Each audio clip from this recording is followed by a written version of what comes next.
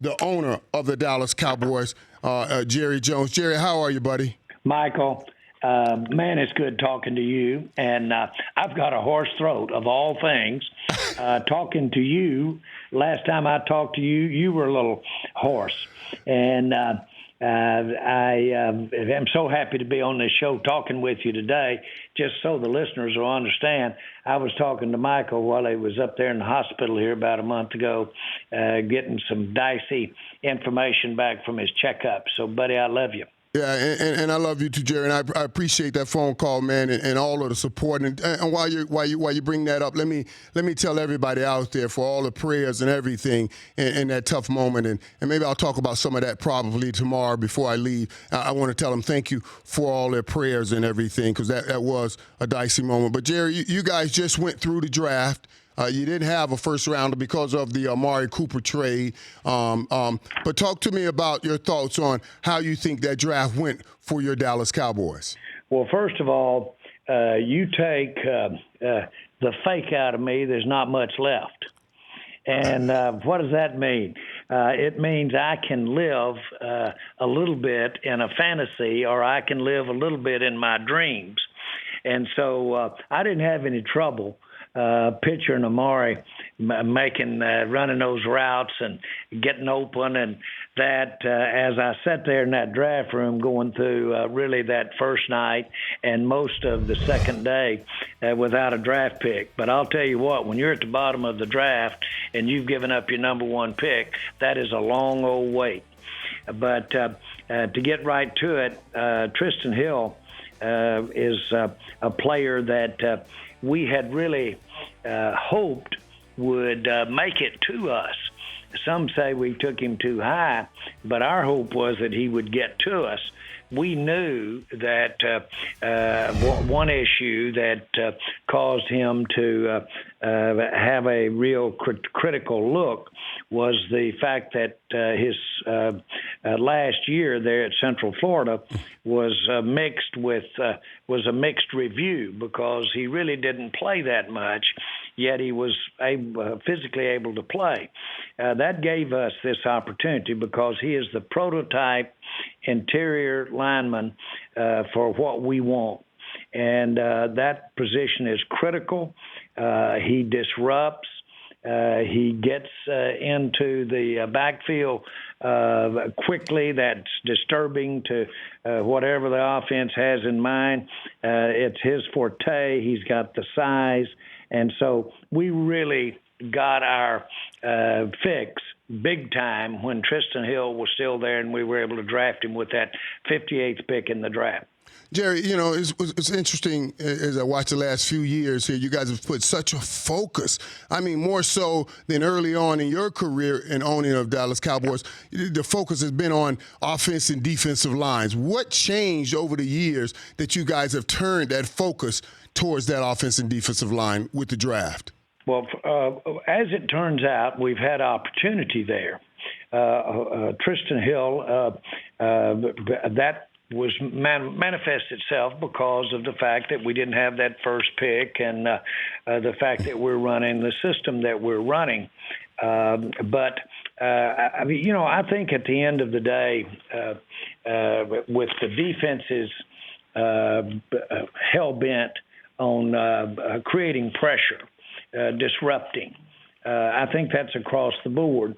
Then we wanted a protection there for Romo when Romo was here, and now then Dak is taking advantage of it. But we wanted protection, and protection comes not only in the form of blocking them out and keeping them from actually physically getting to the quarterback.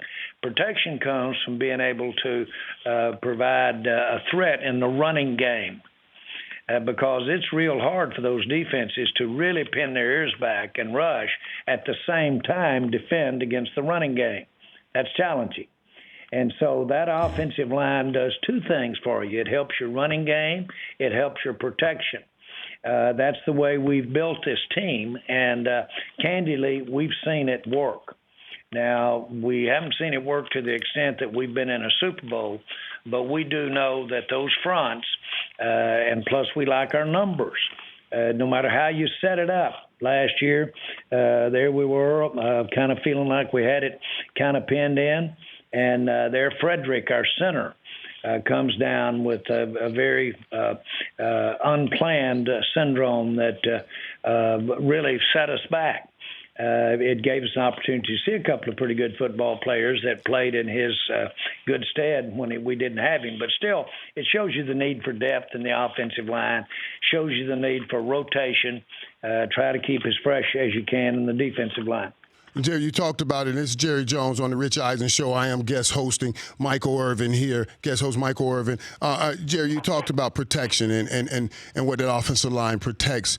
And your offensive line, all of that investment that you have put into it is protecting Dak Prescott. When you see what quarterbacks are signing for now, with Russell Wilson just signing the biggest contract by a quarterback in NFL history, what are your thoughts to trying to lock up Dak Prescott for the long term? Oh, I think that we're sold on Dak, and we do want to have him for the long term. We think he's worthy of investing in for the long term. He's going into his fourth year now in the NFL. When you look at the snaps he's had, when you look at the situations he's been in, when you look at, first of all, how he got here, and then you see really how he has performed, but you also, we see real upside in Dak. You don't have it all yet. And we love the way that he, I'm going to use the word logically, progresses through a game. You see him when going gets tough, or you see when he's got to come from behind, when he kind of turns it loose a little bit. You see him make those plays. All of those things embolden me to make a deal with him that puts him here with the Cowboys for the long term. But Jerry, and this is Jerry Jones, owner of the Dallas Cowboys, here on the Rich Eisen Show. I'm guest host Michael Irvin for Rich Eisen. Jerry, you say you guys are in for the long haul, and Dak is your guy. But does that mean you are willing to make Dak the new highest paid quarterback in the NFL? How have you had those conversations? Michael, are you sitting here negotiating? I'm just asking a question, boss. Hey, listen, I'm sure Dak got those guys. Dak got those guys. And you know, hey, I've had enough rounds of negotiating with you. I refuse to go back in that room. I refuse to go sit through that again. Hey, Michael came in justifiably so, and he was representing himself for all practical purposes. But he had really some qualified people that were representing him. But frankly, nobody more qualified than Michael. So, boy, he comes in and the office, and we were negotiating his last contract that we did with the Cowboys. And he deserved a big contract. And, man, he had it all lined out there, and it was no smiles. It was going over. Well, he was sitting in the same chair and in the same office where no two men have cried together anymore and laughed together anymore than we have. We've had some moments in them office, peaks and valleys. Peaks and valleys. For both sides of the equation, his and mine. Well, anyway, we're sitting there, and we're going over it, and he said, Jerry, it just looks to me like here's where we ought to be. And so I look over at Michael and I say, Michael, there's an old West Texas town down there at the Mexican border. It's called El Paso. El Paso. I'm not going to do it. He reaches over, grabs all those papers. They go everywhere, grabs the one on this. All right, damn it, hand it to me. I'm signing. Hey, there were not many jobs offering that kind of money outside of what we were doing in that office, Jerry. And I found it so funny that Jerry does a great job of lightening the mood when the most pressure is on in the negotiations. And I know that worked with me, Jerry, but but how is that going to play out with Dak and his people now?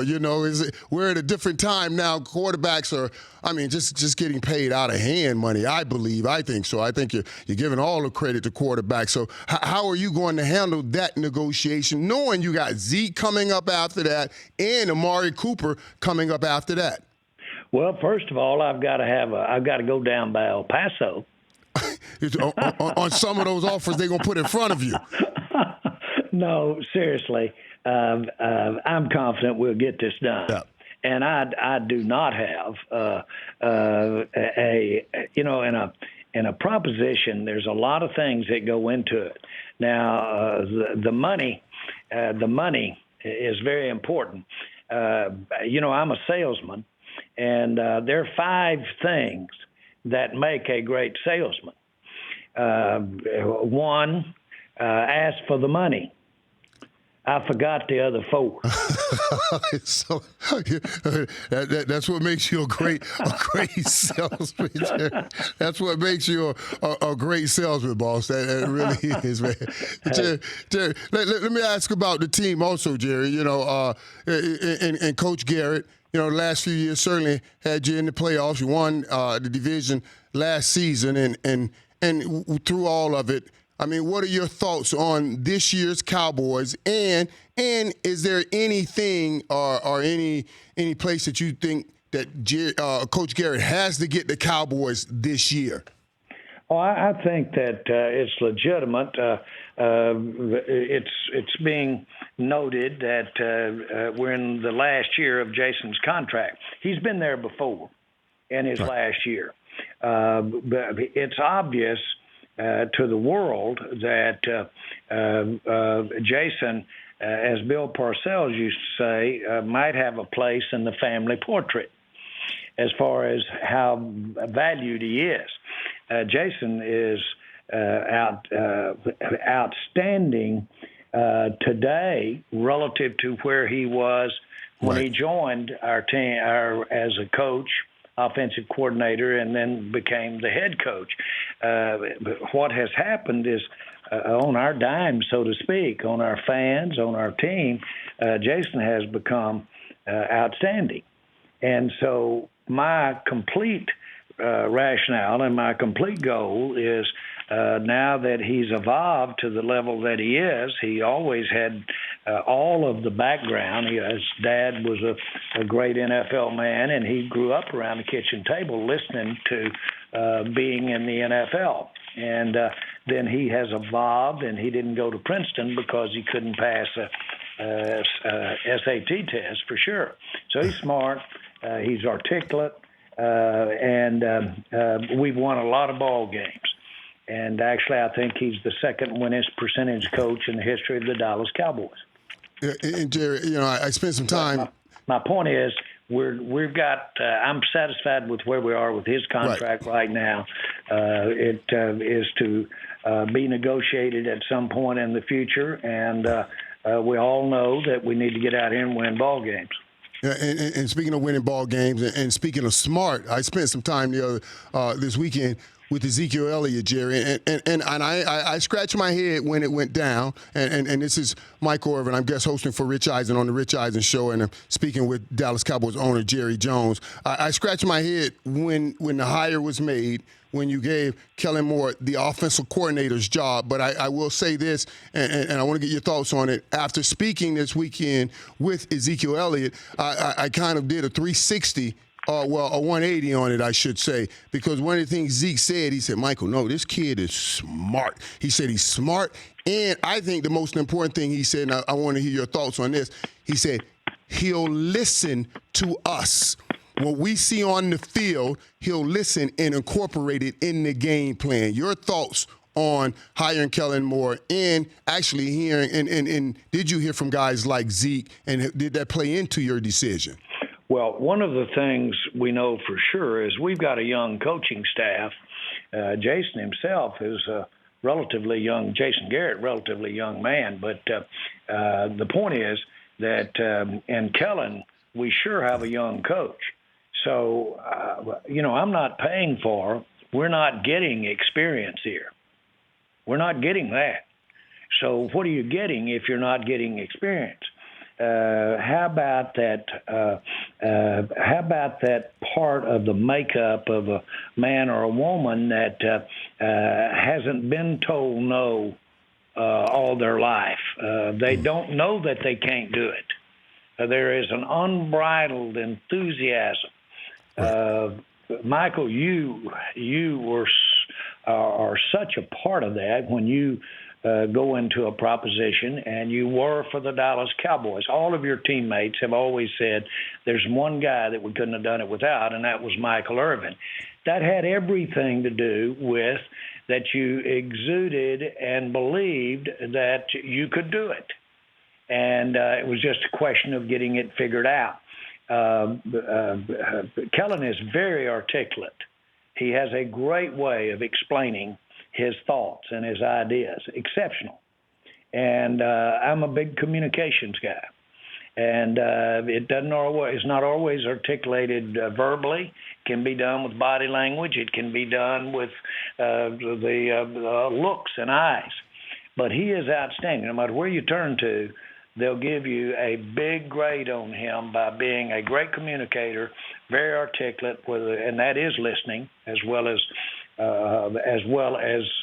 expressing your ideas. So I think we really start out with a plus right there. He has certainly experienced working with everybody that he's going to be working with here, and I think this will be a big plus. It's important that to me that Jason Garrett is, if you will, sitting here as a safety net relative to the nuts and bolts of the offense. He certainly has been around offensive all of his career, and certainly around Cowboy offensive all of his career. But he can be a great safety net. And so it was a great opportunity from my perspective to take a unproven, if you will, a young Kellen Moore, surround him with really fresh ideas, surround him with a team that has worked with him, like worked in the locker room with him as a fellow player, many of them have, and then let them come together with the idea that as a safety net, you've got a seasoned offensive mind that can sit there as we go into the season and as we execute, basically be there in case a wheel comes off. I looked at it as a great opportunity. Yeah, and I'm anxious to see exactly how that plays out with all of those new thoughts and new tricks that he will bring to the offense. Jerry, thanks for taking the time. I know you're busy, taking the time out to call in to the Rich Eisen Show here and give us a moment of your time, buddy. Michael, you've come a long way to be substituting for the great Rich Eisen. Yeah, it's the great Rich Eisen. You really have. I really am. Proud to be on the show and proud that you're doing the work today.